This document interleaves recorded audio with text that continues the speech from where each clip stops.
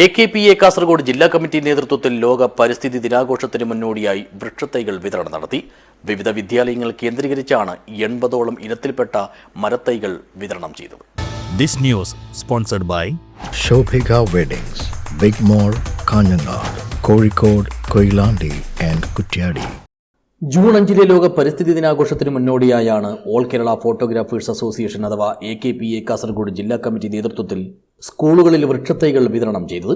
ഇതിന്റെ ഭാഗമായി Kizhakkankara Muchilot government LP സ്കൂളിൽ വെച്ച് നടത്തിയ വൃക്ഷത്തൈ വിതരണം എഴുത്തുകാരനും പരിസ്ഥിതി പ്രവർത്തകനുമായ സുകുമാരൻ പെരിയച്ചൂർ ഉദ്ഘാടനം ചെയ്തു.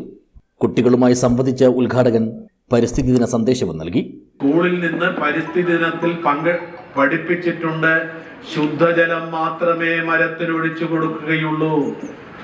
ഇനി നാളെ മുതൽ നിങ്ങൾ വീട്ടിലെത്തിക്കഴിഞ്ഞാൽ നിങ്ങളുടെ വീട്ടിലെ ഒരു മരമുണ്ടാവും.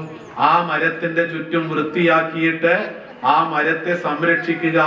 ആ മരത്തിന് പുഴു വരുന്നുണ്ടെങ്കിൽ ആ പുഴു എടുത്തിട്ട് ആ പുഴുവിനെ നശിപ്പിച്ചു കളയുക. ആ മരത്തിന് ഇല വാടുന്നുണ്ടെങ്കിൽ അതിന് കാരണം വെള്ളം ഒഴിച്ചു കൊടുക്കായിട്ടാണ് എന്ന് വേനൽക്കാലത്ത് നിങ്ങൾ തിരിച്ചറിഞ്ഞ് അതിന് വെള്ളം ഒഴിച്ചു കൊടുക്കുക.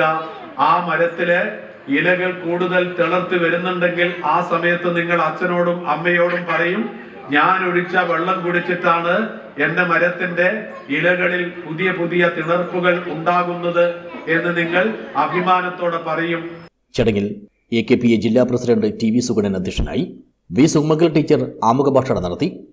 AKPA സംസ്ഥാന welfare committee chairman Harish Palakkunnu മുഖ്യാതിഥിയായി പങ്കെടുത്തു. PTA പ്രസിഡന്റ് മുഹമ്മദ് ഫഫാസ് മുഖ്യപ്രഭാഷണം നടത്തി.